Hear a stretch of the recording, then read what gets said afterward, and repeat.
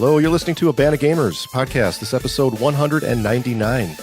We are a gaming and music discovery show. That's our two favorite hobbies. In this episode, we start off with side A video games. Just going to talk about what we've been playing, and there's quite a bit there. Borderlands 3, The Outer Worlds. I'm going to talk about the Brew City Bowl, which happened here in Milwaukee, Gears 5, and I want to chat some headsets with my boys. Do we have an EP in a segment, guys? I suppose I should be prepared here. We do. We do. All right. The E-Penis segment. That's easy PlayStation Platinum trophies. Between the two sides, we'll share what's in our pint glasses. And we've got Side B Music, where we recommend a great album. This episode, recommendations from Carl, and it's for fans of, I'd say, early Foo Fighters. Yeah, the peak Foo Fighters, Smashing Pumpkins. And probably, if you like a lot of bands that I don't, you're probably really going to like this album. There we go. It's setting you up already. I'd say early Foo Fighters too, with a bit of a sprinkling of indie in there. You know, this harks me back to the likes of Ash and Feeder and stuff from the 90s as well. A bit of that. Wow, Shane. Phew. A little bit of a teaser right there. You have to stay tuned, folks. Well, I'm Joel, one of your three co-hosts, recording in a suburb of Milwaukee, real close to Milwaukee, but not Milwaukee. Joining me on this podcast journey all the way from across the globe on both ends, my three best mates. First of all, from beautiful Vancouver, Canada, can't say I blame you, it's Shane. Oh, man, it's been a while. It's been a long time. It's been too long. Man, does it feel good to crack this beer with my boys here. So happy to be back. So happy to be back. You can hear it in my voice. I'm so happy. Yeah, it's been way too long. It is great to get back together here. And other side of the world, Birmingham, England, still not bored of Borderlands. It's Carl. And just because I've got like 50 hours into Borderlands 3, that is not the reason why we haven't been getting together as frequently as we'd like. But yeah, I'm stuck on Pandora, man. I can't help it. Yeah, why did we take a break? Why did we take so much time off? Well, first of all, Carl was in the U.S. What? Again? Right? Can't keep me away. The guy's like, he's there like literally like every 3 months, like every quarter. He's like, I better stop. And then he fills up with Cheetos, those jalapeno ones, and then hijacks him and takes him. I probably really shouldn't say that on there, considering. But Cheetos and saltwater taffy this time around. Yeah, I think customs are going to start looking at me now. Going there again, eh? Okay. Frito-Lay's sending you coupons, getting you all ready. Come to the States, get some Cheetos. Oh, I wish. I am prepared to buy them in book and ship them. You know, why not? Call me. Besides that, I got a new job. Whoa. And wanted to kind of focus on that for a while. Get kind of settled before we recorded. So ended up being a long break. But I think we're back here. Sounds like a really sweet gig you got going on there. And when you get an opportunity like that, you got to go, 110% into it and really focus, go in there and kick some ass just like Joel did. So congrats to you, my friend. All the best with it. It's a great opportunity and going to hit it out of the park, buddy. Hey, thanks a lot. It's a radio station too, and they talk about our podcast way more than I'm comfortable. but it's pretty cool. Pretty cool. They ask a lot of questions about the podcast. And I'm sheepish about it. I shouldn't be. Let's get right into it. Video games. Want to give a shout out to our friend Tommy, who we see every Midwest Gaming Classic. He runs Carcade, which is a really great business idea where he's got this car and he opens out the back. It's almost like a small SUV style with the big tailgate on it. And he flips that open and he has two nice big screens and lots of gaming. You can hire him to roll up to your fantasy party, to your wedding, to your bachelor party, to your tailgate, maybe at the Brewer game or whatever local sporting event here in Wisconsin. And hire him to get some retro games going at your party. Pretty sweet little setup. And he threw a Brew City Bowl here in Milwaukee. It was a Tecmo Super Bowl tournament. First of its kind here in the Milwaukee area. I had a chance to attend. Got smoked. I haven't played that game in forever. But that was a really good time. Just wanted to congratulate Tommy. Kind of call your attention to it. Sounds like something he's going to look to do annually You can find all the info there at brewcitybowl.com. And the championship was on a 40-foot screen at the Mecha Bar here in Milwaukee. Pretty cool. Damn. Yeah. 40 feet. 40 feet. 40 feet, not a 40-inch plasma. 40 feet. 40-foot screen. That is gnarly. Pretty awesome. So congrats to Tommy, and hopefully that keeps on going every year. What a great event. Awesome to have little esports and the kind of the retro. These guys, hey, Shane and Carl, let me tell you about this. So I haven't played this game in forever. I just went there to support Tommy. I wasn't planning on playing, but I went down there and he's twisting my arm. Like, you got to play. You got to play. I'm like, oh, yeah. I don't want to. It's like, you got to. I'm like, okay, fine. And I was with my buddy Adrian, and Adrian had never played Tecmo Bowl in his life. Uh-oh. So I signed him and I up. He gets there a little later than me. I'm like, you're playing. He's like, oh crap, I've never played this before. I'm like, it'll be fun. So first match was him versus me. That's the only win I got. The only win I got was against a guy that never played Tecmo Bowl before in his entire life. And then my next match, I had 3 matchups, kind of how they were doing it based on number of entrants. Next match, I forget the mode you go in to play the game, but I kept trying to advance to like the screen where you pick your teams. And he kept backing out. And I thought he didn't like, and then I would bring it forward, like, and then he'd back out. I'm like, dude, this is the mode we got to play right here. He's like, aren't you going to set up your custom plays? I'm like, what? Oh. It's like, dude, everybody sets up their custom plays. I look at him, I'm like, so you're going to win. There's that. Yeah, you can't have custom plays. You can't do that in a tournament. Yeah. Oh, I love it. That's what you do, man. Tecmo Bowl, Oh, everyone's setting up their custom. So it was a very little higher echelon of Tecmo player than where I'm at. Yeah. These people play all the time. But it's still fun. I didn't get killed too badly. Fantastic game. At least you beat Adrian. I mean, and we saw the size of the trophy that guy came away from MGC with. I mean, he won he's a competitive gamer. So I think you should take that as the win, mate. All right, I'll do that. Picked up a new headset. Wanted to talk about this a little bit. I picked up the Astro A50s, the Generation 4, the 4th version of this. It's a wireless headset with a base station. Got it for the Xbox One. I've had the A40s for a couple years. I wanted the wireless option just because the cabling, the cords, you got an optical, you've got a USB. It goes to this little Mixamp Pro controller. The dog is always like walking over the cords, and I feel like it's going to tear the Xbox off the table, or it's just kind of a hassle. So I picked up the wireless one. Getting very, very good reviews. And disappointingly, it was constantly disconnecting. So it worked well for a while, but then every time I'd fire it up, it wouldn't work at all. So then I'd have to fiddle with it. It had a nice little charging station that the optical plugs into, the USB plugs into. I'd have to go over there, like pull out the USB, pull out the optical, put the USB back in, put the optical back in, and just fiddle with it to get it to work. I got a little frustrated with that after like the 5th, 6th, 7th time. It's a $300 headset. So I expect it to be just working marvelously. And when I'm up there fiddling with it to get it to work every time I want to play a video game, I got very irritated. So I went instead with the same one I've had, the A40, except I just went with the new one, Gen 4, because they upgraded the Mixamp Pro. It now accepts Dolby Atmos or Atmos. That's like the high-end Dolby, which the Xbox One can support. It sounds pretty awesome, actually, in the headset.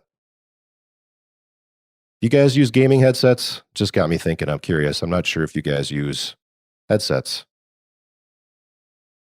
I do a fair bit, I must admit, for streaming or playing with buddies and stuff. Sometimes just to drown out the neighbours, and think I can, play it late at night, turn the sound right up, and I'm not bothering anybody. And I've had a few over the years, and I've been pretty lucky with them. I think I've never really been too disappointed with the ones I've picked up.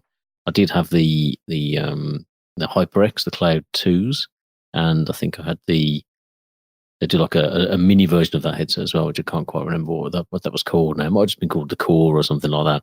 But when they eventually bit the dust, I bought the Steel Series, the Arctis headset. I think I've got the 5s of that, and that's a really good headset. It sounds superb.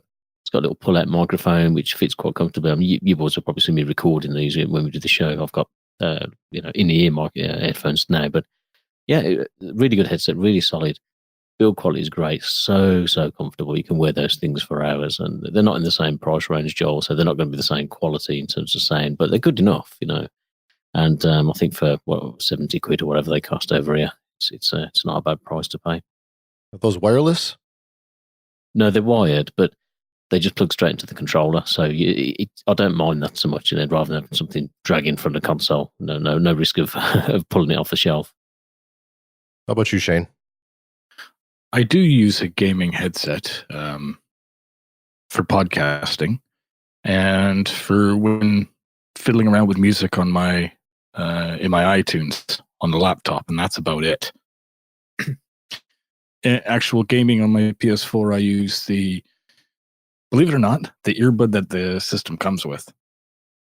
So in one ear, I like that when playing games. I don't like the full sound in both ears, and then talking and whatnot. To me, it's really uncomfortable. So single earbud, I can hear myself. I can hear what's going on. I got the gist of what's going on. If I got tunes in the background, I can hear everybody's having a good time. And as far as gaming headsets, I think these are the Sony Gold ones. I think they are. I think they come around $100. When we were all together here in beautiful Vancouver, we had partied a little too hard, and my old headset got it's in a few pieces, we'll say. It was pretty rockin' night we had there, and so I got these, and they're super super comfortable. Can sit here for a couple hours, have my morning coffee, have some tunes going, do some stuff on the internet I need to do, and they're perfect for that. Yeah, on the PlayStation, I do like those. Those are for the price. I think they sound pretty good, and they have a good low end bass frequency in those things. Yeah, they really do. You can catch them. I think they're usually about $100, or they go on sale. You can get them down to like 75 or something like that. So now the Astros, like I could plug them directly into the controller. That's an option. But they comes with like a little mix amp box that has 2 knobs on it, one for volume, and then you've got a game and a voice like gradient where you can kind of turn it heavier one way or the other. And that little box, man, I mean, I've been spoiled by that headset over the years. It just sounds phenomenal, and I just love that fully like immersive sound when I play my video games. So even if pissing off the neighbors is not a concern, or the wife doesn't mind if I crank it up, I still like to wear the cans. Just get you a little bit more immersion with the footsteps and the guns shooting. I like that rumbling bass frequency in a headset. Nice. Yeah, they're cool. Good headset goes a long way. Might be a little old fashioned. I'm still rocking the 5.1 stereo sound. I love the big sound around. Everybody can hear. You don't like it, fucking move, But no, it's pretty decent, man. So you've got like the full 5.1 speakers set up? Yeah, receiver, all that jazz. Optical for the audio going back into the receiver, because I don't have a 4K receiver because they're way too much money. But oh well. Yeah, see, I kind of got away from that over the years. Now I just got 2 big speakers, like just proper 2-channel stereo. So when I'm playing my games, it's not. If I had the 5.1 with all the speakers, maybe I wouldn't need the headset as much. But I don't have that anymore. Man, it's totally changed since we were kids. It was like the dream to have, the big surround speakers around, the big screen TV. And now that we've all got it, I want the immersive, just the headset sound. Yeah, pretty much. Carl, you rocking the 5.1, 7.1? No, not really. He's rocking that 9.1, if you know what I'm saying. I've got a few speakers and things, but I don't, because I very rarely watch TV. Like, I'm not really a TV guy. don't have Sky or anything like that. I just, I tend to watch because I've got dual monitors on the PC. So if I'm sat there like on the internet and I want to watch something, I'm generally I've got it on the other screen or whatever, and I use my TV pretty much exclusively for gaming and sports. And then again with some sports, like I'll probably have some tunes on at the same time and things like that. I tend to multitask a lot, and the more like stress that I get, like the more I'll do that, and I'll be playing like different things, then also listen to tunes and also watching something. That's how it goes.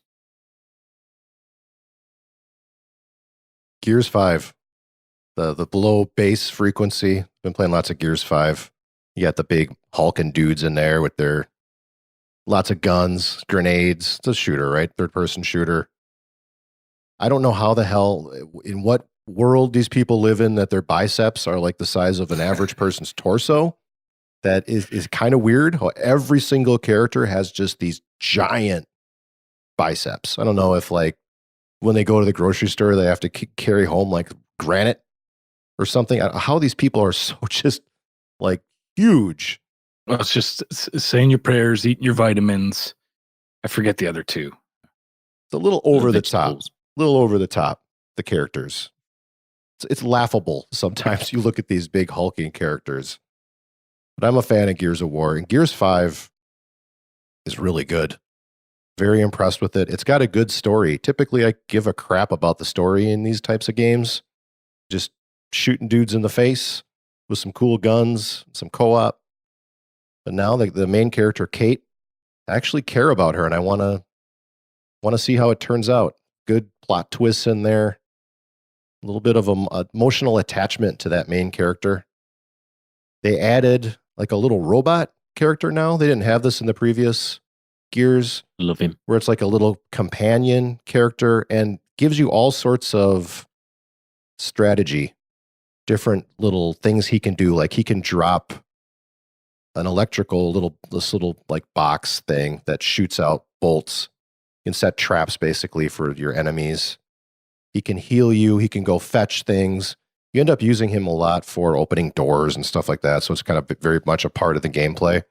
But then you can get additional features for that character. You can upgrade him. Kind of a nice little add-on. There's a vehicle now called the Skiff, which is pretty cool. So far, it's a good game. I'm playing on intermediate because easy is called beginner. And I don't feel like I'm a beginner in Gears of War. It just didn't feel right. So I'm playing on intermediate. I just got to the end of Act 2 and I had a boss battle. It took me like an hour and a half to beat this to beat this boss. I just beat him today. Like, should I turn it down to beginner? I'm like, no, come on, stick with it. A very cool boss battle that I just got through. So I'm really liking Gears 5. I am pleasantly surprised. I like Gears 4, but I thought Gears is kind of worn out a little bit. You turn the game on, you shoot dudes in the face, like I said, kind of rinse, repeat. But I like I like the direction they've taken this. Really impressed with Gears 5. I'm hooked. I can't put it down. It's one of those games where you got plans, you got something going on, I got yard work to do. I'm like, just one more hour. I can't stop. Very few games do that to me. I can't sit still. But this game I want to play. I've heard a lot of people saying very good things about it. I've played a little chunk, not a ton. Couple of hours, and I must admit I do like that new little robot, whatever his name was, Jack or something. And I played a bit co-op online with my mate Kyle, and we had someone just jump in and play with us randomly who controlled the robot, and it was really cool. He's kind of doing his own thing and then pointing things out, and you can say this is over here, and he was like fetching ammo over and all that kind of stuff. I think it's quite a nice little addition and a bit to be able to play the campaign with 3 players and stuff. That's a little bit better than it has been before. And it does look lovely. The game looks really good. Like it does look real pretty.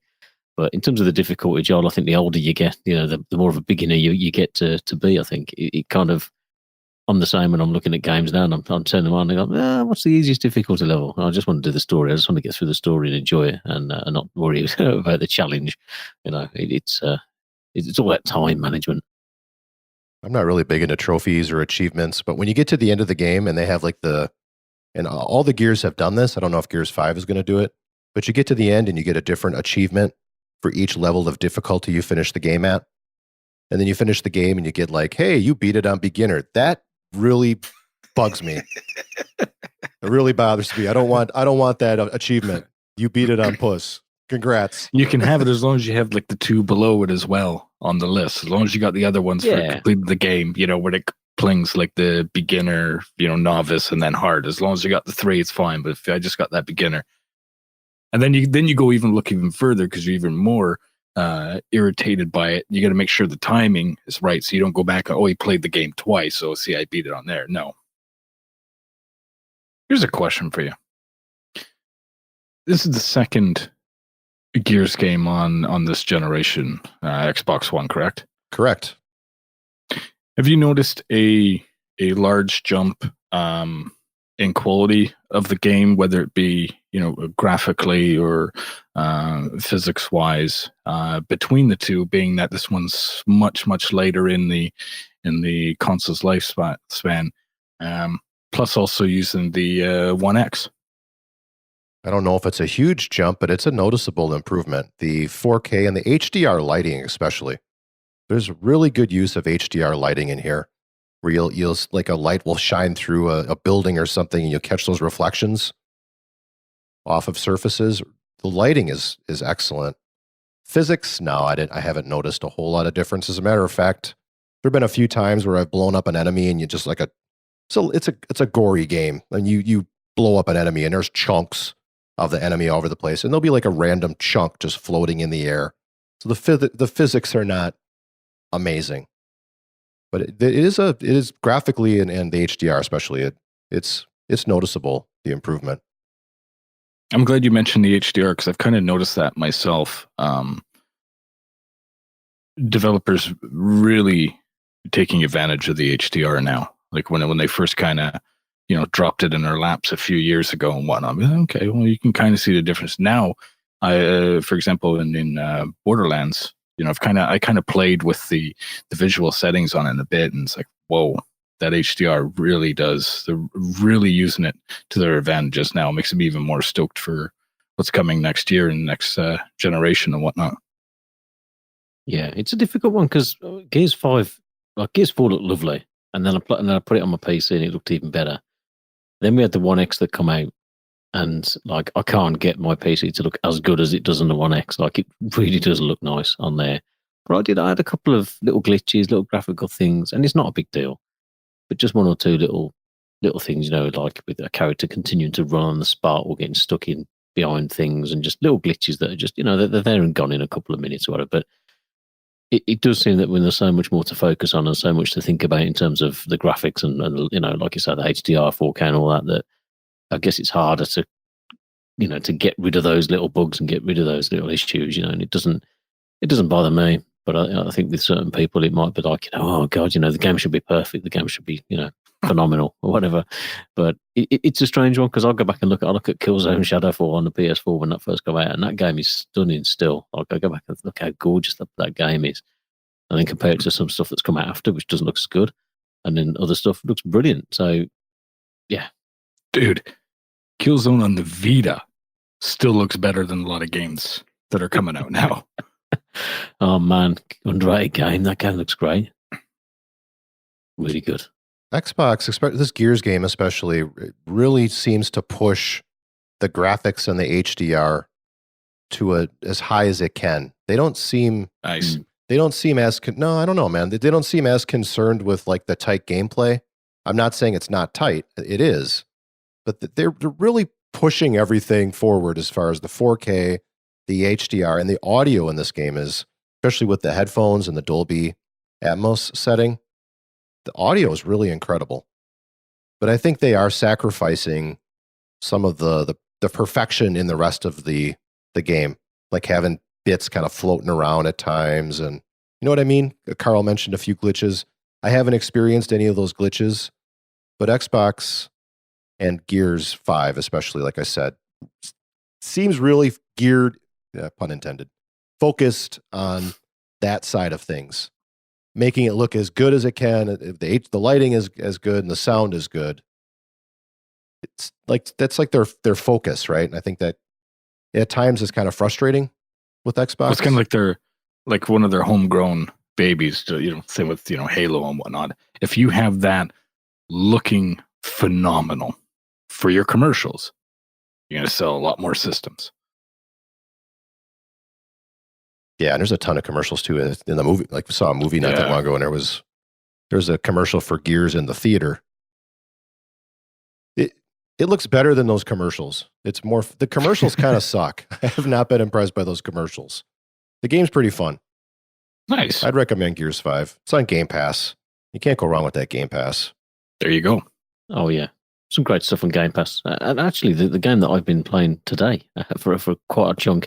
I saw Joel online earlier. And I thought he's playing a bit of Gears. I thought, do I jump in, play a bit of co-op, play a bit of that campaign? But I was busy playing a game called The Outer Worlds, which dropped on Friday, free on Game Pass, and you can buy it on cons on PS4, PC, everything else. It's by the good folks at Obsidian Entertainment. These guys have done a ton of RPGs. Yeah, shock horror. I've been playing another RPG. They did Fallout New Vegas. I think a couple of the development team put that game out, and they did like Pillars of Eternity and. I think the original Stick of Truth game from memory, but they're kind of stalwart of the RPG, and there's been a lot of buzz about this one. I think people were looking for something after Fallout, and it didn't quite hit the spot. Even Fallout 4 didn't, and then the travesty that has been Fallout 76 with this. Hey, you can have a subscription to that game now.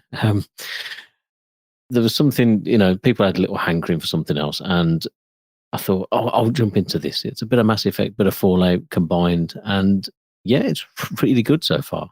It's pretty similar story, really. You're stuck in frozen in space, and you get freed and land on a planet, and you kind of have to just build your way through, repair a ship, fly off into space, and then go on a kind of an open world. It's not as heavy as some RPGs, it's not as detailed and in depth, but it's certainly entertaining. There's a lot of work gone into that game. For free on Game Pass, I'd definitely recommend it. I couldn't put it down today, Joel. I was hankering for a bit of Gears as well. As I could, I've been playing a lot of another shooter, and I could play a bit of Gears, but I just could not put it down. It's really well done, and if you've got Game Pass, I think it's a bit of a gem. You want to get on it. I'm surprised it's on Game Pass, to be honest. It's now Microsoft bought Obsidian. If I remember correctly, right? So yeah, it's their last multi-platform game. I think they'll be on probably just Xbox and PC going forward. But does that purchase give them that capability, Microsoft, to say, oh yeah, we're putting this on Game Pass? Because you got to buy it everywhere else. Have a nice, and perk. I think I've seen a lot of people who were thinking about getting it on. Like I'd looked at it when it was first going to come out, and I thought that's one for me to pick up on the PS4. Definitely, try and get all the trophies, maybe just unlock that platinum. And then you kind of look at it and think, actually, it's free to play on day one. Why would you buy it on another platform? So it's a good move by Microsoft. It's certainly a very good game so far, and I'll be sinking a lot more time into it. Good marketing move too. Throw it out there free, and obviously their next title is going to be exclusive, and people know their previous work because everybody played it on Game Pass. There you go. Good point, man. Exactly. And there's a lot of people, like I said, a lot of people who played Mass Effect and Fallout and games like that who have been looking for, something similar. There's probably not going to be another Mass Effect, and I don't think anyone would trust Bethesda with another Fallout game at this moment in time. And they've got the new Skyrim to come first. So this could be a really good move. And if hopefully the game is good enough and deserves a real good pickup, and hopefully, they'll work on a sequel, and then obviously that sequel will be console exclusive to Xbox, and maybe even could be a launch title next gen. Who knows? But yeah, really enjoying it. Surprised how good this is. What's appealing to me about this Outer Worlds is the fact that it's like an RPG light. I hear that you can finish it in like 30 hours or something. Don't know if that's true, but games like The Witcher 3 scare me away when I hear 100 hours. Like, I don't got 100 hours.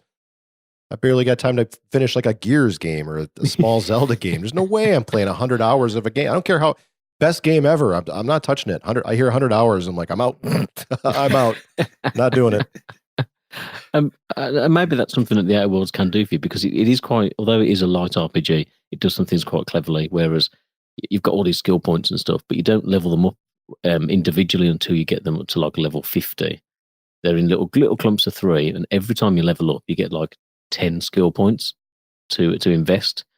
And investing 1 skill point levels each of those 3 attributes up by 1. So it's like you feel like with each level, you're really leveling your dude, and you can put all these skill points in different places. You get a lot of different weapons. You can easily dismantle them, easily trash them, and they're not too confusing or you've literally got 2 pieces of armor you can wear, something on your head, something on your body.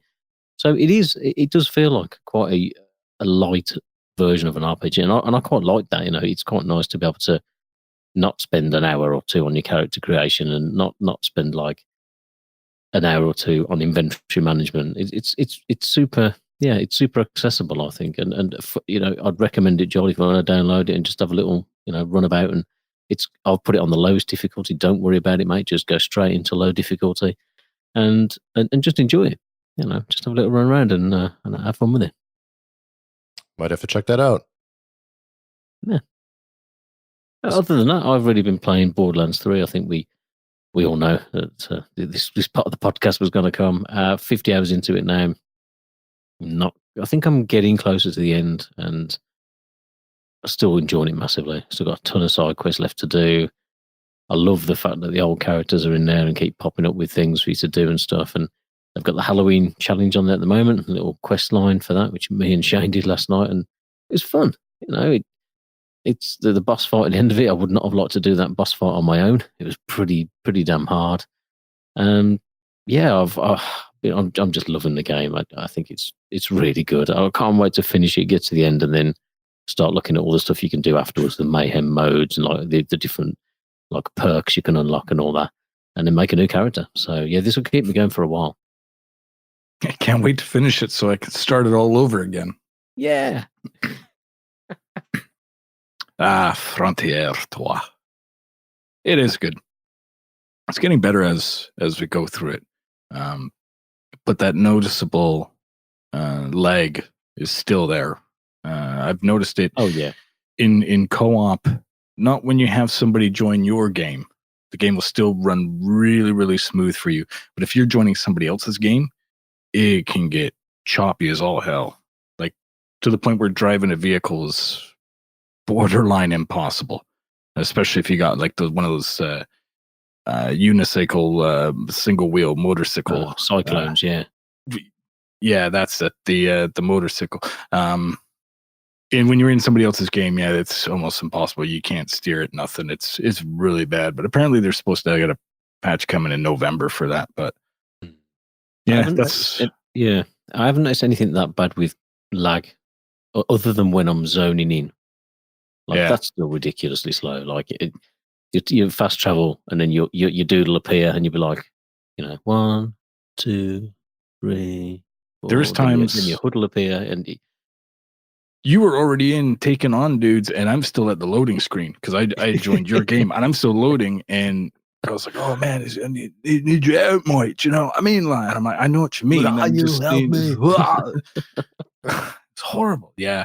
That's the only flaw when you join somebody else's game right now. It's still really choppy, but that being said, still having a blast in co-op, going through, playing with Massive Attack. We're going through, I think we only got about 5 or 6 more missions to the end. So looking forward to that. And then, like Carl said, that mayhem mode that unlocks when you beat the game, and going back and doing it all over again. It's going to be a lot of fun. A lot of years left in Borderlands 3. And yeah, it is really good. It is really good. It could have been better, but it is very good. Absolutely, mate. You been playing anything else other than Borderlands? I dusted off the old Vita. Yes, the PlayStation Vita, kids. As a handheld that Sony came out with after the PlayStation Portable, aka the PSP. And it's really, really good. And I'm really starting to appreciate now, once it's dead and discontinued and they're not making anything for it anymore, at least physically, that is.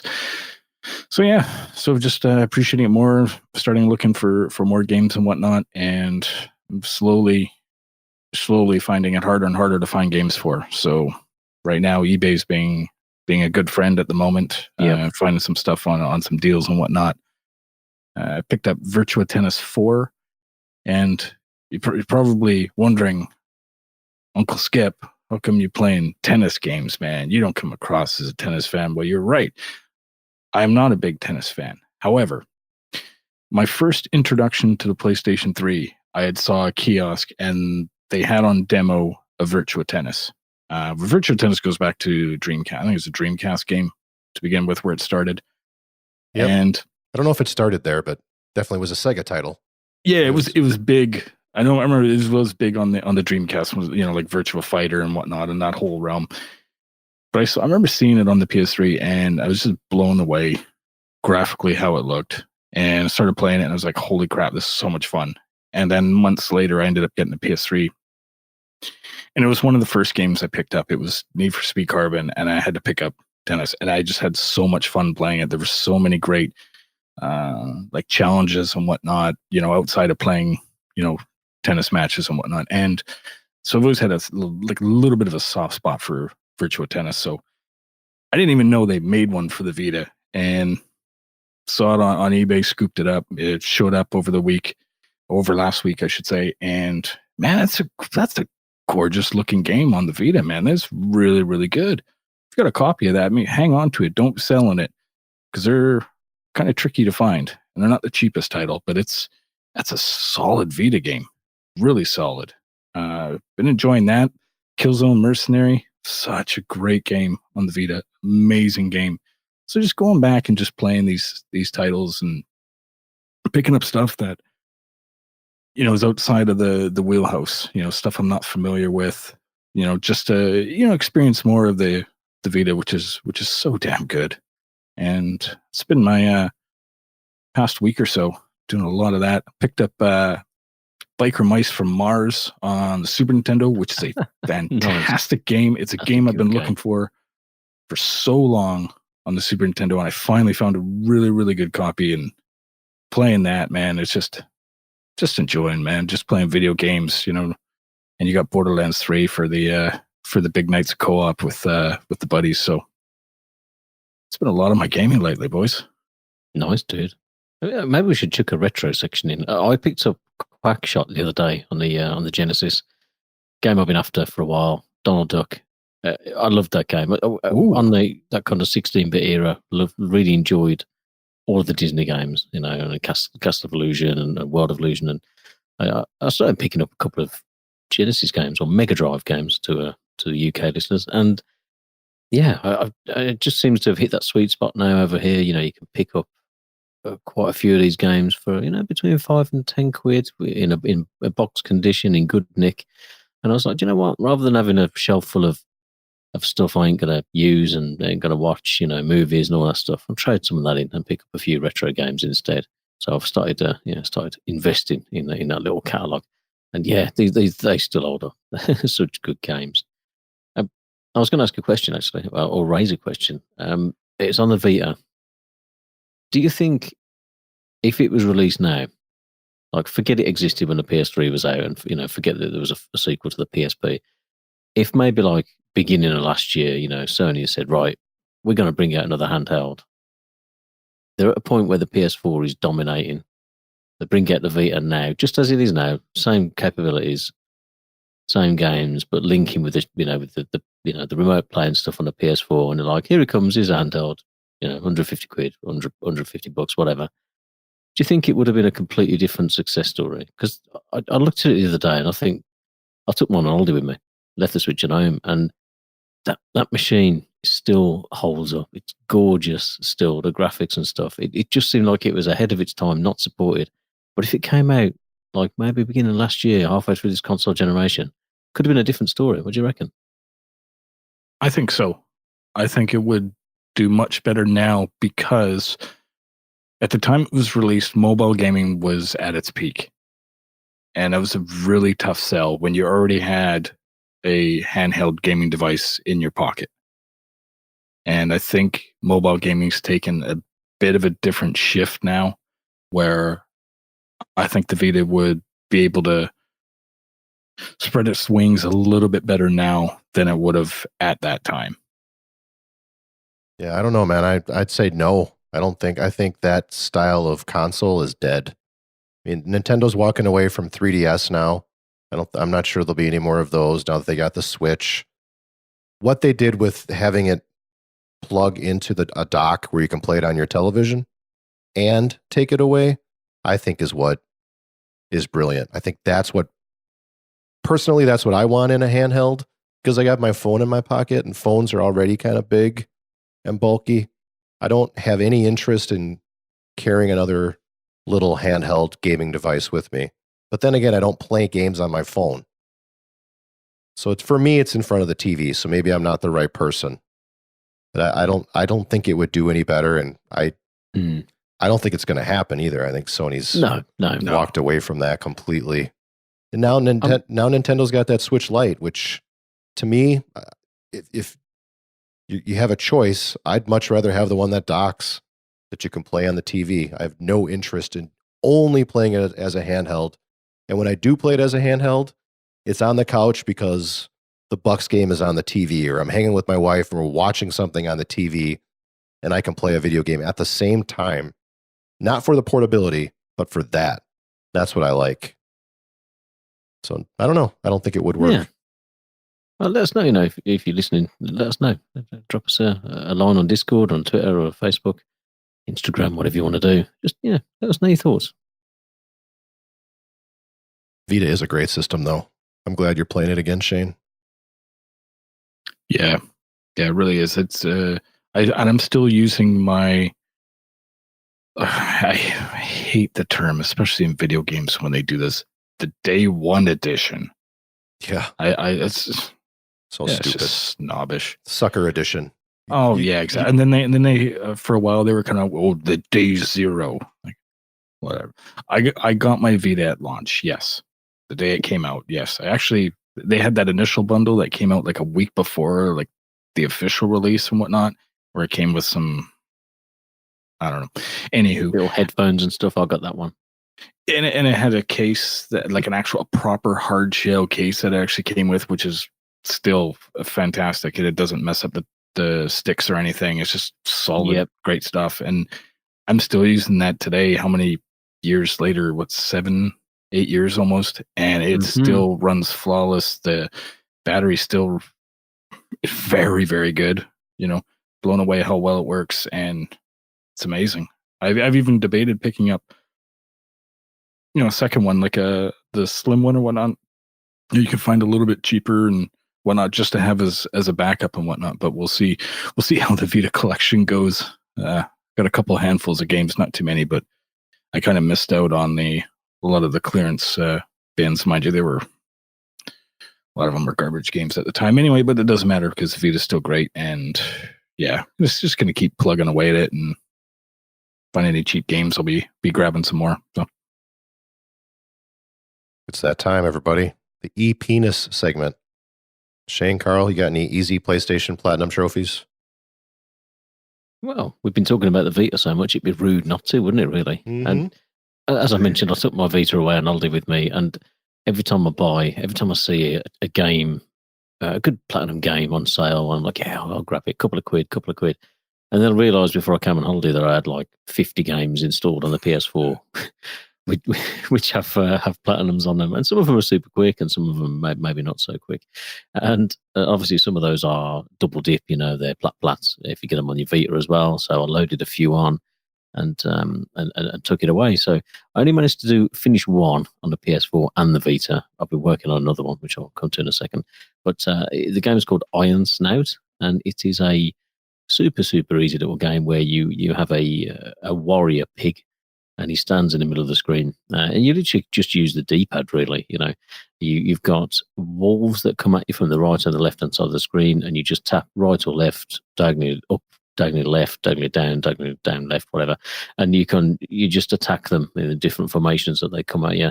It's super easy. It's quite a cute little game. It was a mobile game, and it's Ratalacker, I think, who do it, and they just bring these mobile games to console and just put a load of easy achievements and trophies in them.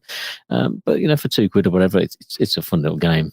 It's a plat, and probably takes you around about the 30-minute mark, maybe a little bit longer. The only long trophy on there, I think, is killing 1,000 wolves. So it's you kind of kill about 50 to 60 on each wave, if you know what I mean, before you actually die. So yeah, quite a fun little plat, and one definitely recommend picking up if you just want to grow that e-penis. The other one I've started on is Devious Dungeon 2, which I loved the first Devious Dungeon. I thought it was really, really fun. A good little platinum, took about probably 5 hours. And I've been playing through Devious Dungeon 2 for a few lunchtimes at work, just getting away from the desk and hunkering down in the kitchen and, put my headphones in, don't bother me. And yeah, it's fun so far. I must have done 4 hours, maybe 5 hours. Still not platinumed it yet. And you kind of go through different levels of a castle this time round, as well as just doing kind of worlds and boss fights and stuff. And there's 3 character classes, much more fun than the original. So if you can get it, I'd say if you can pick it up for like £4 or something, which it was on sale, then it's definitely worth your while. It's a fun little game. Shane, any e-penis? No, not this week. I do got to pick up Snout because it is from arguably the developer of the year once again, as they are every year. Because a $4.99 platinum 2 for 2 plats is always it's always good. But yeah, nothing at the moment, man. I haven't been too hardcore into getting any platinums just yet. It's been Well, let's get on to our beers then, hey? I see the gentlemen here, my 2 pals, Shane and Carl, swirling around some pretty good-looking brews over there. I'm curious. What do you guys got? Shane is pouring, I think. He's looking away. Carl, you want to get us started? I can indeed. My beer of choice this week is Neon Raptor Brewing Company. Probably not talked about them before. I think I might have briefly mentioned the collaboration that they did with Tiny Rebel down from Newport Way. Neon Raptor are a brewery from Nottingham, I do believe. They do some other tasty little summer IPAs and stuff I've been fond of, especially this year. And this particular one is called Ocean in the Way IPA. It's got a very, as all of their cans have this neon kind of sign for the brewery. And generally they kind of look like something from the 80s, which is quite appealing in terms of the design of the can and stuff. So this one's a nice little 5.2%, very sessionable and very fruity. It's got a bit of that sentiment in there that Shane likes, but it's not too thick. You can kind of see through it. Very, very sweet and fruity, and just rather delicious. I'm a fan of this one. You can barely see through that, man. That's pretty hazy, right? Yeah, it is, but I mean, maybe it's a lot lighter in person than it is over the internet. That's it. Really? Yeah, that's what I'm going for. All right. What do you got, Shane? I too have a beer that it's like a classic grapefruit juice, really. Ooh, like that glass. Yeah, they really nailed this one. This is Backcountry Brewing. Backcountry Brewing, brewed in beautiful downtown Squamish, British Columbia. Beautiful area, as the boys can attest to. This is their Dead of Night Galaxy IPA. Weighs in, it's a welterweight at 6.6%. So right in the pocket there. Right where you like your IPAs. It's not really too bitter or anything, but very acidic on the grapefruit side of IPAs. Delicious. Probably my favorite, dare I say, from Backcountry right now. Very good. Their Widowmaker IPAs, their staple, but they got some, they do all sorts of great brews. They always have great names for this stuff too. Next week they're launching, and I should be able to pick some up for the next episode. They got a barrel-aged stout that they're doing. I think they call it Keep the Change, You Filthy Animal. Nice. Which, being that winter's coming, is always a great little thing going. So yeah, Backcountry Brewing, fantastic stuff they do. And Galaxy IPA. I went to 1840 yesterday, picked up 6 of their new beer. It is really good. They went for cashmere sweater, which I know my brothers can attest to how good that is. But they tasted a little bit of citrus in it. So then they pivoted and added the citra hop. It came up with a different a different blend, but I was watching the Bucks choke away a lead in the fourth quarter. It was painful. Oh, dude. And I think it went to OT, and then anyhow, I drank like 5 of those yesterday. So I'm gonna skip that for today. I've got another very, very good one. I knew that was coming. That's awesome, buddy. I've got a good one. Previously, I've only seen these in bombers. This is 3 Floyds. 3 Floyds makes Zombie Dust, which I talked about before. Out of Indiana, make a very good beer. A little bit of new artwork on this. It used to be just like I said, a bomber. Now I found it in a 6-pack. It's seasonal, I believe. It's an ale, the harvest ale, and it's a wet hop. And they're claiming it goes from vine to beer vat in 1 day. It's got a good flavor to it. A little bit more on the amber side in color compared to the hazies my cohorts are drinking here. But it's good, very good. I don't know what the percentage is, but it's probably around the 6-ish range, I would guess. Well, it's got a little like a caramel, almost a malt kind of color, almost not quite. It's still light, but it's just got a bit of that deep orange to it. Looks delicious, man. Yeah, no sediment, yeah. Very clear. It's good. Nice that drinkable. Glass is excellent. Oh, thank you. Yeah, nice drinkable ale. But cheers, guys. To too long of a gap between shows, and to hopefully back on seeing each other every other week. Amen. Cheers. Cheers, boys. Yeah. Shane, I love that glass. I like a nice stemmed glass, very round.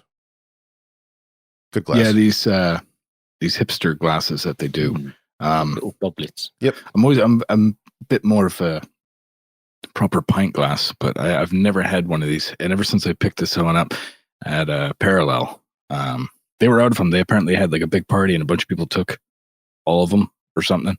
But I got a bunch back in stock, so I picked one up, and it's been my new favorite glass since then. I don't know why. I guess when you've had a few too many, the goblet just feels nice in the hand. You know, your pint glass is always good because then you can have your cigarette. I don't smoke, by the way, but I always have my fingers like that, like pretending I got a cigarette, rock and roll start, one of those, like with the tall boy, you're feeling good, you hit the par. But yeah, this goblet's been real nice lately. Feels real good in the hand when you've had a few, so enjoying it. Hipster glass. I like that. No, right? I mean, in that one sentence, I no longer ever want to use one. Yeah. I want another one of those. I had a great beer when I was over in the States. Pulp Friction. It was goddamn beautiful.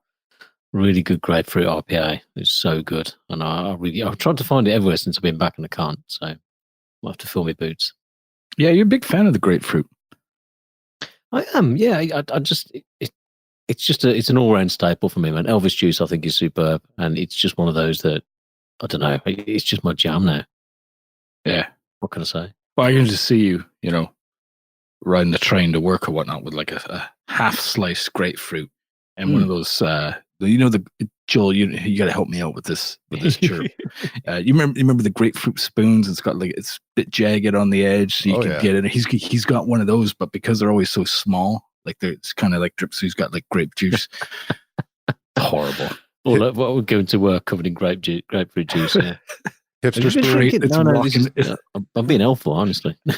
It's rocking back and forth on the tracks. Sorry, that's horrible. Eating grapefruit next to somebody, and you put the spoon in, it just sprays in their eye. Exactly. Oh no! Yeah, it's safer to have your fruit in beer. That's definitely true. That Elvis juice, I've been drinking that too. Found some here in the States. It is so acidic. You get like heartburn from that stuff, dude. Oh, nah. You just got to drink more. You just got to power through that. Whew. Okay. I don't know, man. I'm still yet to find some. There is some in Alberta. Is there? Which is, that's in Canada, kids. So I'm gonna have to ask my Alberta contact to bring some out next time they're out here. Bring me a flat. Try to sneak that on the plane. Put that in your carry-on. What is with carry-ons anyway? Nobody uses a carry-on. You go on a plane, nobody goes up there and has to get something or anything. There's no use for a carry-on. And, you know. This coming from the guy who never flies. Ooh. Touche. Yes, we do use carry-ons, dude. We don't like go there mid-flight. It's just you don't have to hassle with finding your luggage after you're off the plane. You just grab it and you're gone. It's, I get that. But what is this thing with like everyone is now allowed 2 pieces of hand luggage though, so they can have a carry-on and then they have like a bag. So like you see people with a huge suitcase, like which is that's a carry-on, and there's another bag on top of it. I'm like, what'd you possibly? What's in there? What do you got? You got your Count Chocula. What do you got in there? So what can you possibly carry on? Yeah, totally. You got one bag, and if you stow it above, get it out, get your stuff out, whatever. But you don't need a massive fucking bag as well as like a huge suitcase as well. But that does my head in. I don't like on my flight back. There was the bins were full. There was like no room for stuff, and I'm just there with my bag in between my legs in front of the seat in front. And I'm just like, it's not me. Someone's got my carry-on space. I'm good. Yeah, maybe it's an American thing, but everyone's got a carry-on. So like, there's never any space. That's what bothers me about it. You get it. I always, for whatever reason, maybe I get the cheapo ticket or something, but I'm always getting on the plane like second to last, and all the overhead bins are full. And my wife's like, I'm not checking a bag. Because we've had an incident or two where we've gotten to our destination and our bag didn't make it, and then we're stuck with like nothing.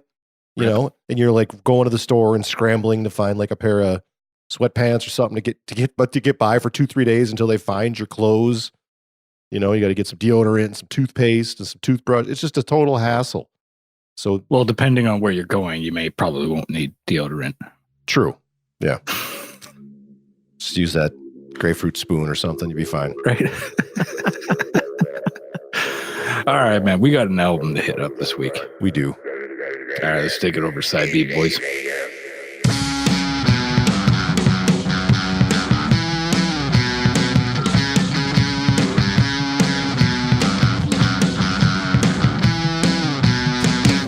Welcome to side B, music. And boy, do we have an album for you this week. I've been keeping this one to myself, spinning it a little bit here and there. It's it caught me by surprise, I will say. And I wasn't. It's a band I knew existed. Never really into them. A band called Dinosaur. Pile Up. Been around probably since late 2000s, I think, 2009ish, 2008. So a good 10 years, and they've got a few albums already. Never really got them. Really, I was never really digging it. But their latest album, Celebrity Mansions, which came out in June this year on the Parlophone label. It's 35 minutes, 10 songs.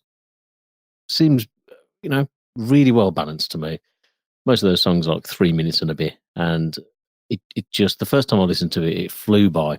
Absolutely flew by. And I was like, okay, there's a couple of little things in here I really like. And I kept with it and I kept listening. And it's fast become one of my favourite records of the year so far. The first track, Thrash Metal Cassette, is just it just hits you right in the face. And it's a great little rocking tune, full of bit of dirty guitar and like a silly riff and that, and then you've got these Japanese girl singers like just putting a break in there, turn it up for death metal or thrash metal, whatever they say in there, and you just think, yeah, that's got it then. And talked before, there's little bits and bobs in there of a few different bands, and a couple of the. One thing I like about it is a couple of the songs on there. One of them will remind you about one band, and the next song will remind you about a different band. And it's good for them. It's a really, really good album. I've really enjoyed it. It's a 3-piece from Leeds in the UK. Drums, bass, guitar, vocals, and guitar, and it's really impressed me. I've really enjoyed this one. I've thought about sharing it a few times, and I've kind of just kept it and just listened to it a bit. This has been my kind of my palate cleanser between. There's been a lot of really good metal records this year, and this is kind of my go-to for when I want something that's still a bit heavy but also quite fun. And I've really dug it. So before we hear from John and Shane and what they thought about it, John and Shane, and before we hear about what they thought about it, we'll just get some reviews from the community. I did put this out there, and there was no pressure. Obviously, that I like this quite a bit. Overall, the community gave it 4 out of 5, which Okay, I can see. First up was Carfod, and he said, "Love it, easy 5 out of 5, easy 5 out of 5." Whoa. Tim Pauling, you've been holding on to this, you jerk. 5 out of 5. Then Brad, that. yeah, well, yeah, and then Brad pops up. Sometimes I hate being the contrary opinion around here. I'm always bringing the score down. 3 out of 5 is all I can give it. It's a fun album, I agree. Quite a few catchy tunes, agree. But to me, it's just too polished, too radio friendly. And we'll come to that. There's nothing wrong with that, but for me, I prefer it to be a little more rougher around the edges. I might like it after a few more spins. All that said, Thrash Metal Cassette is the clear highlight here. Totally agree. I think that tune is killer. And then later he came back and he was like, you know what? I've got this some more spins and it's growing on me. You know, might change that rating to 4 out of 5. So, and that's where we've put Brad. So, and then last up, Gardening Girl. Gardening Girl 5. She says, Brad, don't feel bad. I feel the same way, but more so due to the lyrics. This is not a strong point of this album. I will say that straight away because it is just fun and silly. Gardening Girl is a lyrics girl. And while I don't need to be that deep, they do seem kind of childish to me. Don't mean to sound harsh. Just can't think of another way to describe it. With that said, though, I do dig the music, catchy hooks. It's fun. I like what they've got going on behind the lyrics and the singer. We'll give more listens there, as you never know. It may grow on me. But she didn't come back. So 2 to 2.5 to 3 beers. I do like the music, so that brings it up for me. So overall, 4 out of 5. I'm quite happy with that. I think I was not expecting a 5 out of 5. And honestly, probably somewhere around, probably a 4 is fair. So, yeah, Joel, Shane, what do you think? Do you want me to go first, Shane, or do you want to go first? I can go. I think it's a great record.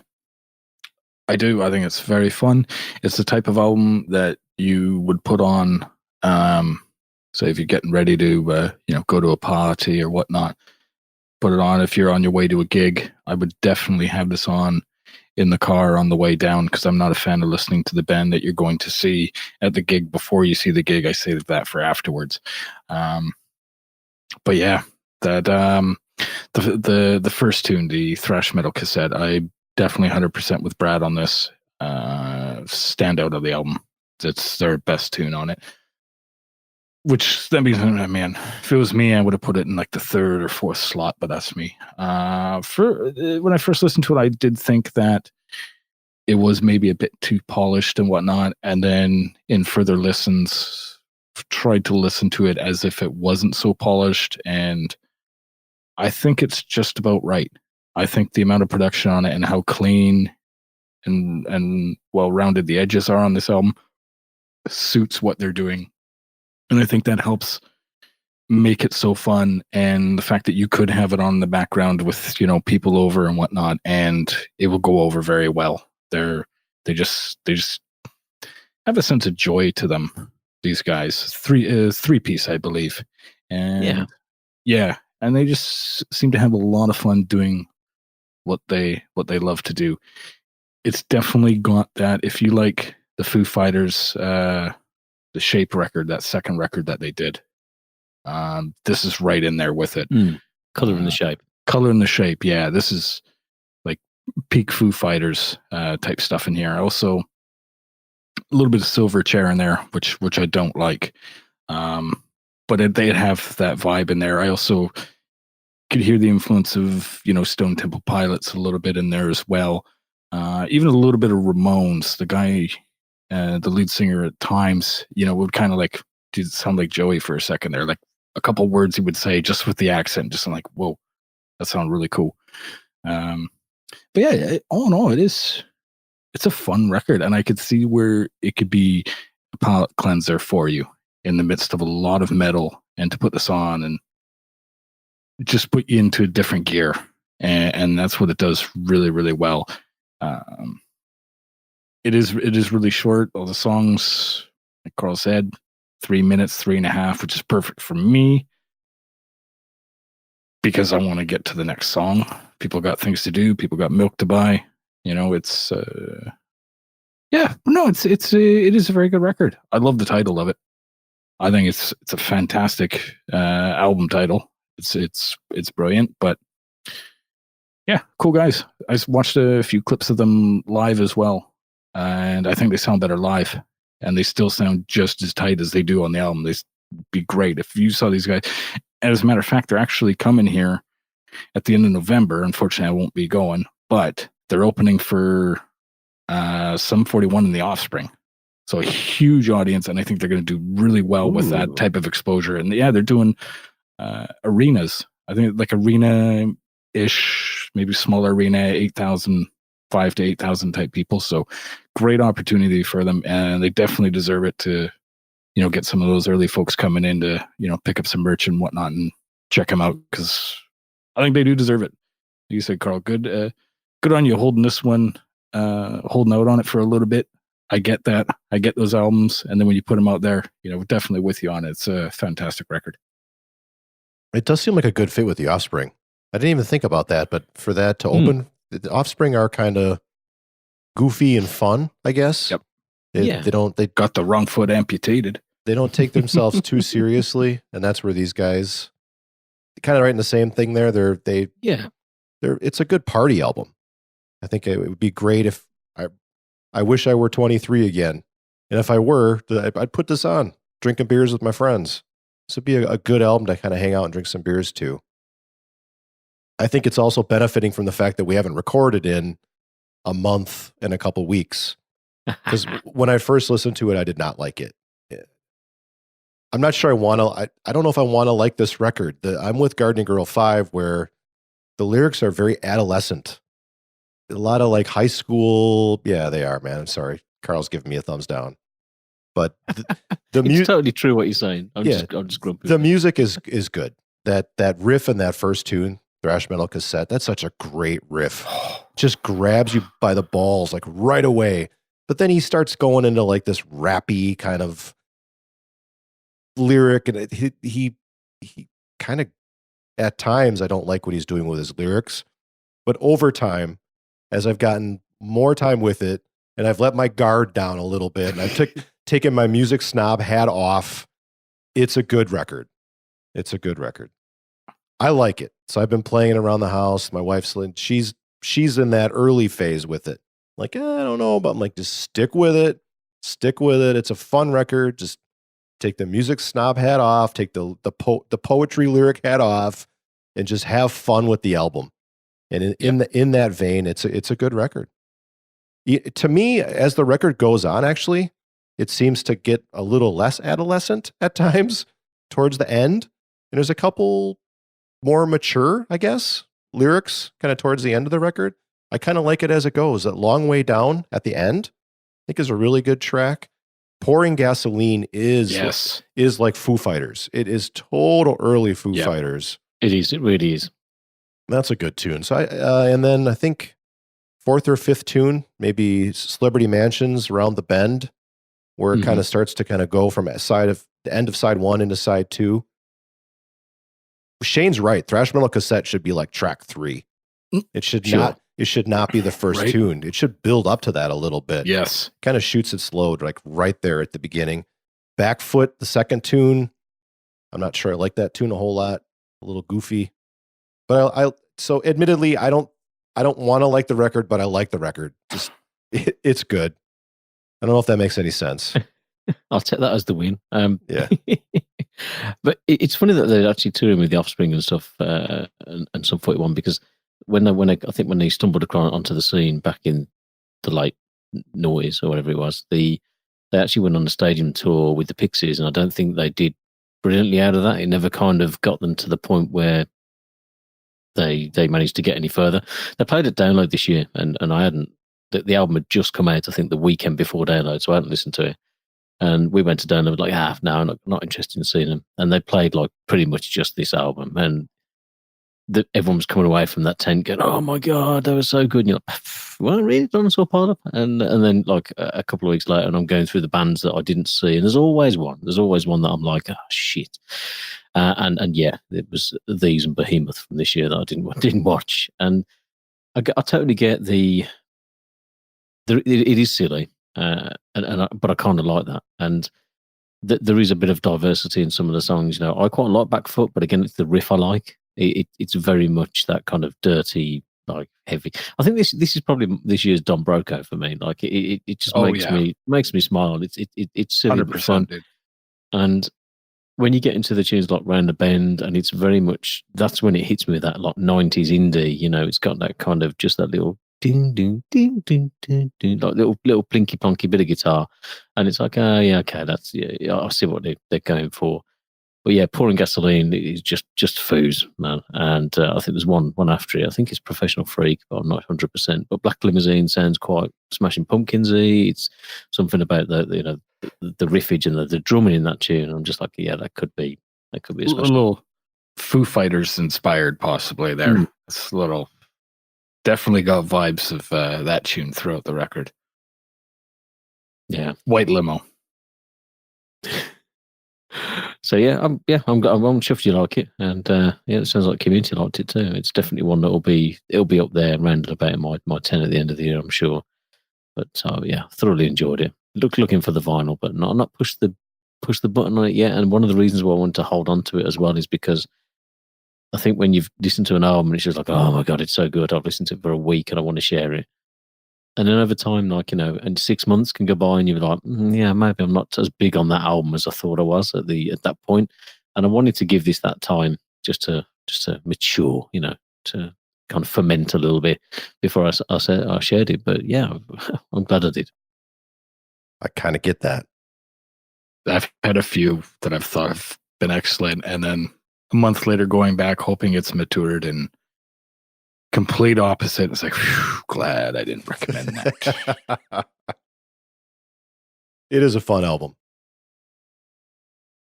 So I'm sure we've got something else to recommend, but before we get to that, let's share what we've been listening to. Shane, you want to get started this time? Yeah, man. What have I been listening to? Yeah, as far as new stuff goes, new record from Starcrawler, Devour You. Very whole L7-ish, very Los Angeles sounding record. It's pretty good. It's only been out for a few weeks, and been listening back, there's definitely some stellar stuff on it and some stuff that's kind of middle of the road. But it is good listen. I'm enjoying it. Picked up the vinyl. It arrived, and it's a really cool kind of blood, kind of marble swirl, black blood, which is always good. And the cover is Scratch and Sniff, kids. What?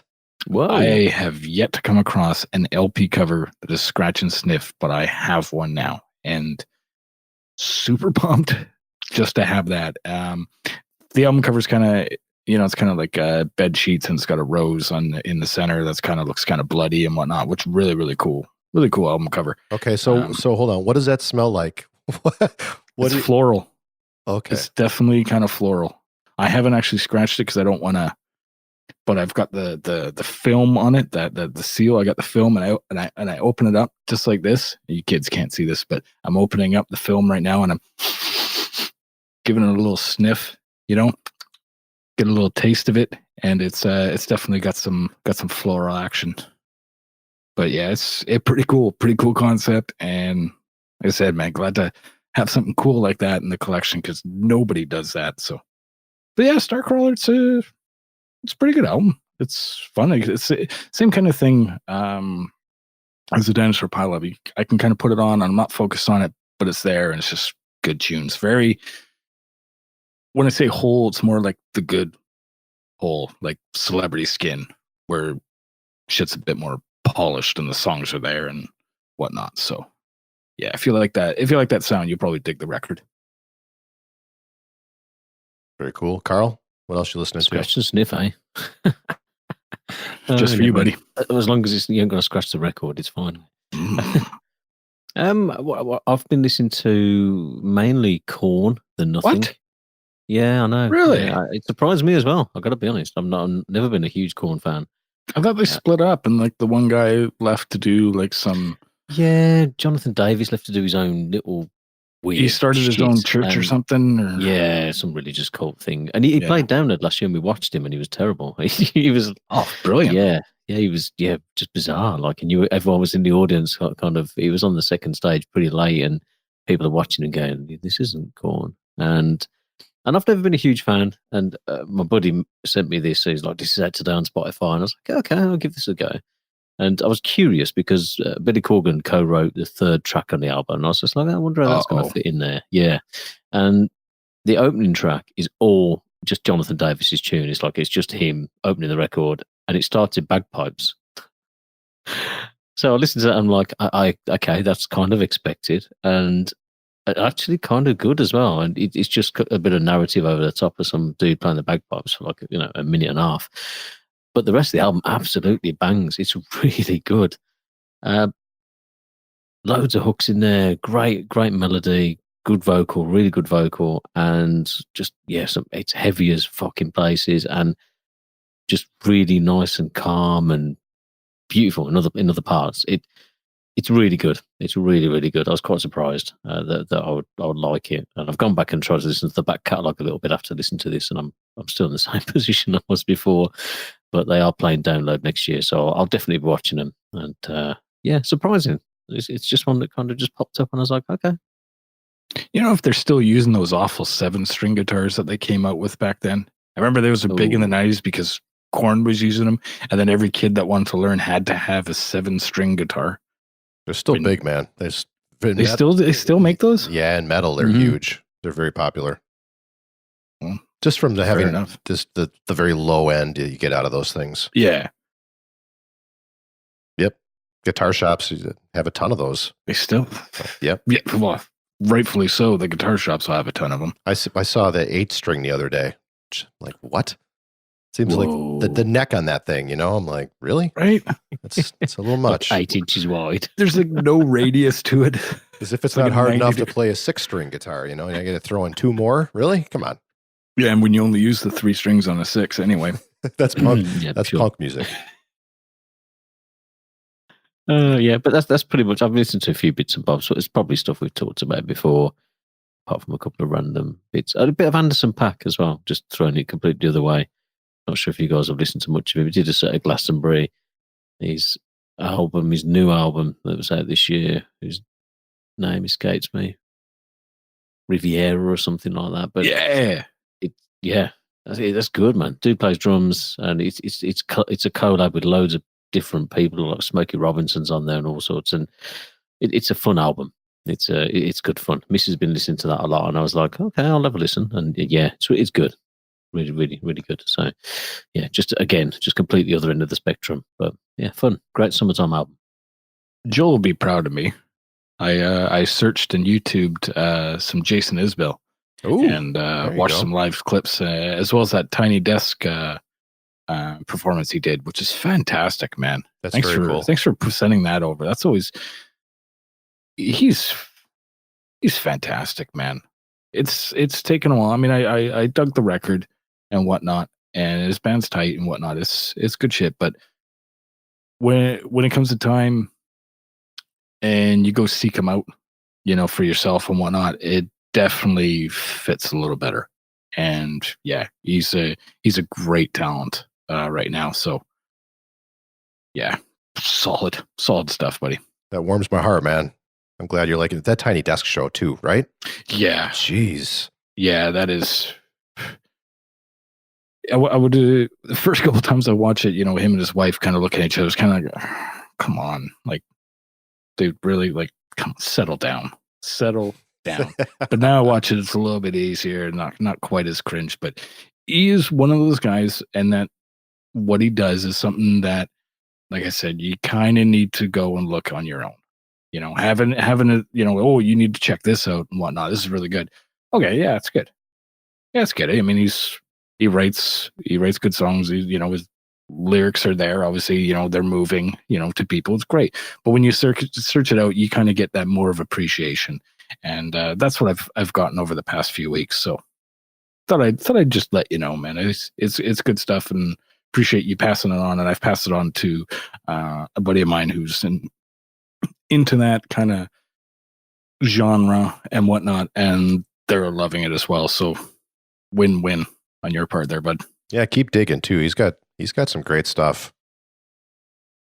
I love in that Tiny Desk tweet pulls a guy out of the crowd. Anybody know how to play guitar? I have an idea. Pull some guy out of and the guy's really good.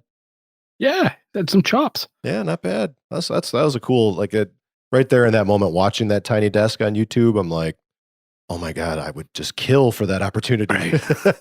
Do you know how to play? I'd probably in that moment be like, no, I'm too bashful. Like, I can't do it. and then Shay just like tugging at your arm, like, yeah, you know how to play. Put your hand up. You just stand up and just be like, he knows. Yeah, exactly. And then it would be one of those. Yeah, this guy, birthday boy, knows how to play. Wait, he's playing your town on your birthday, dude. You got to go up and play. He re-released Here We Rest, the 400 unit album that came out before the last one that we talked about that I recommended. Oh, yes. On like a yellow, just grab that. Came in the mail. I've had this thing go. I have way too many albums. I think. Yes, you do. Shane and Carl. Yeah, okay, maybe I'm the worst, but my wife is like, knock it off. Like we can't, and she's right. We can't keep up with how many records we have. All these great albums. And we can't spin them all. And then more are coming. It's like, what are you doing? We got to like slow down and listen to these great albums. What ends up happening is you hear it once or twice, it goes on the shelf, and then you forget you have it. It's a first world problem maybe. So she's like, all right, stop buying records. And I'm like, okay, you're right, and she's right. I'm like, I'll stop buying records. The problem is I pre-ordered so many albums that they just keep coming. And she's like, I thought we talked about it. I thought you said you were, I did. I am. I'm done, and like the next day a new one's on the doorstep. She's like, we had a conversation. Like you said you were done. I'm like, I forgot I pre-ordered this. And that was one that showed up, that Isabel, Here We Rest. I'm like, I pre-ordered that so long ago. And then Sturgill Simpson shows up. Like I pre-ordered it. Or so you grabbing that Queens of the Stone Age from Vinyl with Please? Oh yeah. Yes. Songs for the Deaf. I am. Which is a fantastic record. As much as I don't really care for a lot of Queens, that is a phenomenal record. And yeah, I've got the email as well that showed off that gorgeous set that they're doing. And I'm in the same boat as you, Joel. I'm slowing down a lot because there's a lot and they just sit there, and I've listened to once, maybe twice at most, and it deserves more spins on the platter. But yeah, that's a great set that got coming for that.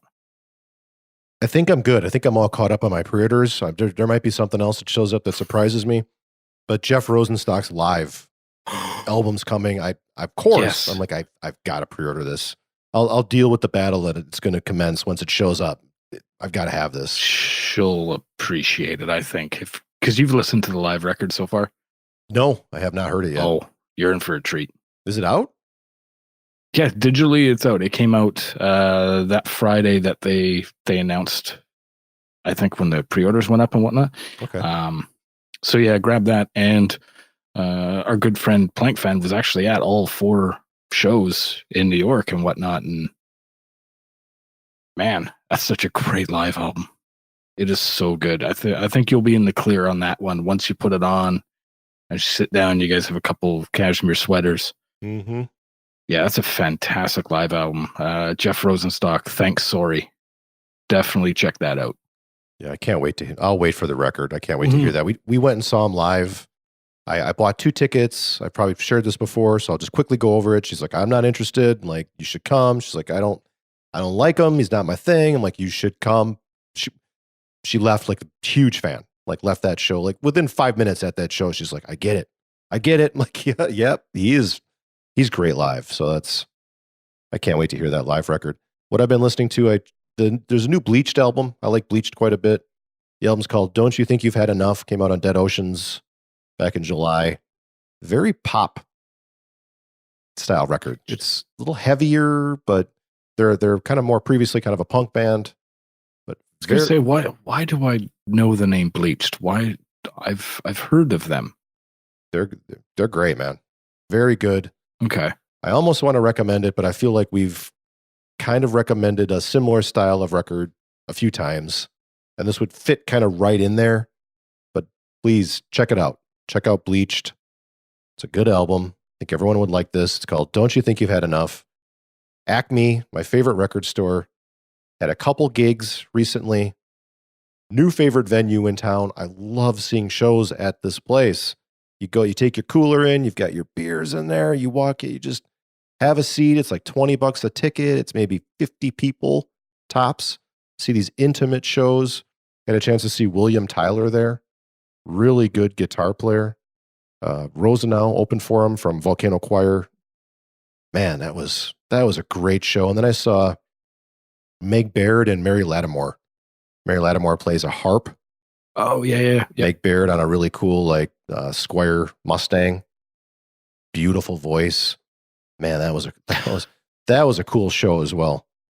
Was that the one that you mentioned? You're just playing the Mascus signature Squire? Yeah.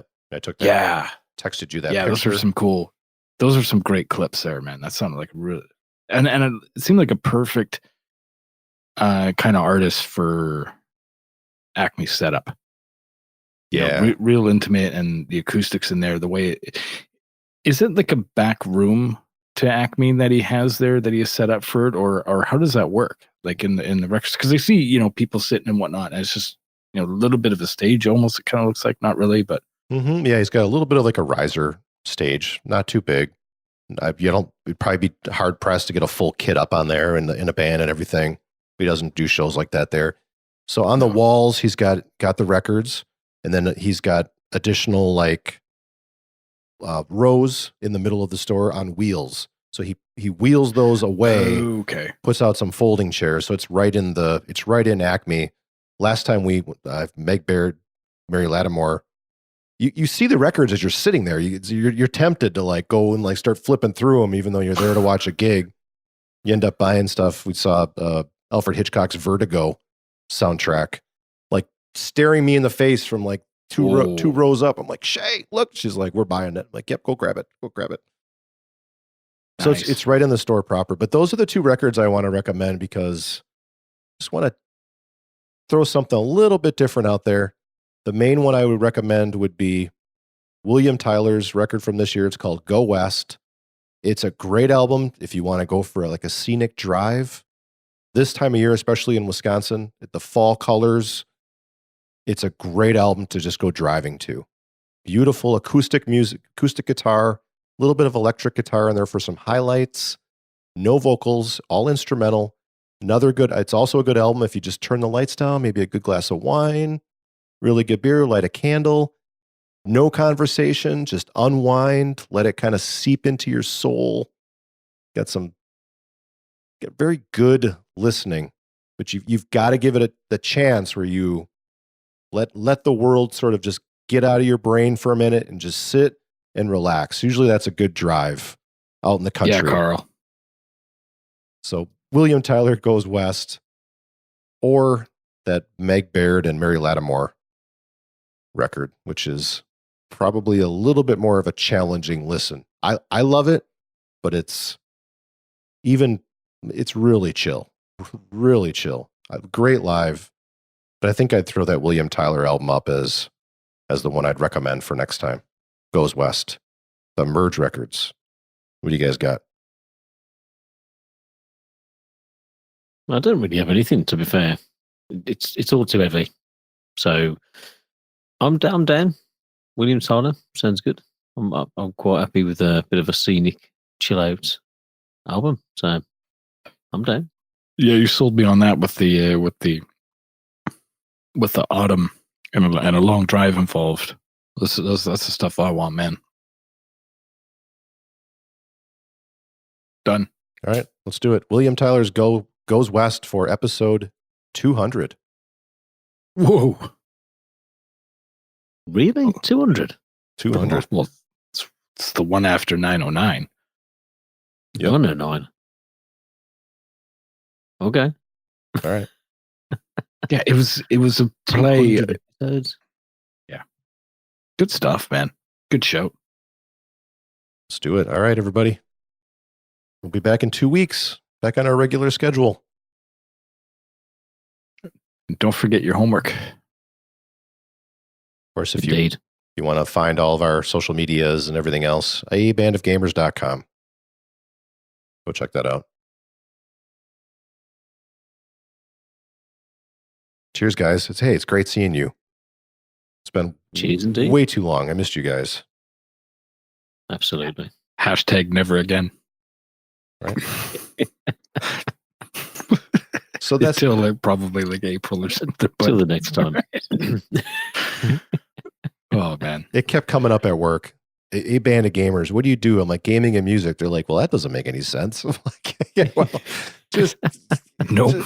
Just neither roll. do we three. Yeah, just roll with it, you know. But I kept telling people because I was put on the spot a few times in like company meetings and stuff, you know. And I'm like, it's about my two mates. It's all about these two guys. Yeah. So cheers to you guys, man. Oh man, no, don't. No, come on, man. No, cheers to you, buddy. You know you can't. Just dead. Yeah, man. No, it's. Oh man, so much love, right? And you can't find that. You can't find that in other podcasts. You can't teach that. Nothing. It just happened. Yeah, exactly. Naturally. Only on ABOG. Can't teach it. I love that. You can't teach it. You can't. It's not natural. Yeah. Oh yeah. Aaron Rodgers. You can't teach that. Yeah, Aaron Rodgers are natural. Don't mention fantasy football because Joel's killing me at the minute. Oh, is that you? Oh yeah, I don't want to look. I don't even want to look. No, don't even look, man. Dude, I thought I'd get involved and start making moves. Be like, okay, I know what I'm doing here. Show you fuckers. And I went from like 3-0 to like 3-4, like in a blink of an eye. So now it's like I put everything back. I'm just leaving it. I'd won my last 2 games. Don't know how. I think I'd won the last couple. I think I might be. Well, you beat me. Yeah, I did. Congrats. I'm grateful. Thanks for that. I lost to you. That was a hard fought. And I did the same. I started making. I started looking at who should I draft in or cut this guy and I looked before the games kicked off the weekend and like it was 50-50 between me and John. I was like, okay, this could go either way. I looked this morning and it's like I had a 3% chance of winning. And I was like, oh shit. I'll let it go. Yeah, I kind of made a few moves this morning. Sorry, Carl. Yeah, I'm getting that. You guys having fun with fantasy football? It's been fun. Like, got a bunch of people through our Discord playing, bunch of noobs, right? Bunch of people that never played before. It's casual. We did an auto draft. It's good fun. And I'm not bottom. So, well, actually, I might be after this weekend. We'll see. Nah, we'll be.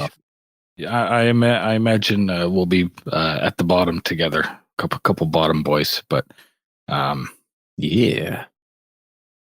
It has been a lot of fun though. It has been fun looking in and seeing myself with a 5% chance of winning. Yeah, it's always enjoyable. Always a good way to start the day. There you go. Amen. Well, join us in 2 weeks then, episode 200. That's right. Where we'll go through our top 200 video games of all time. Sure. Live on pay-per-view. What about our top 200 records? Easy. Have we got like an episode split over 6 months? Yeah, right. Yeah. Could even pick my top of each decade for cripey's sakes. How could I pick a top 200? Yes, no, I regret that whole episode. No, you. Yes, I don't. They're your favorites. Nope. And you love them. Nope. It's just the week after when he was waking up each night going, oh my God, how did I forget that record? I'm deleting that episode as soon as we're done. It's going to be gone. Like, forget it. All right, guys. Thanks, everybody. Thanks for listening. We'll see you in 2 weeks. Nothing? You guys aren't saying anything? No. Yeah, that was a good way to end it. All right. Yeah, just in there. Perfect. Perfect.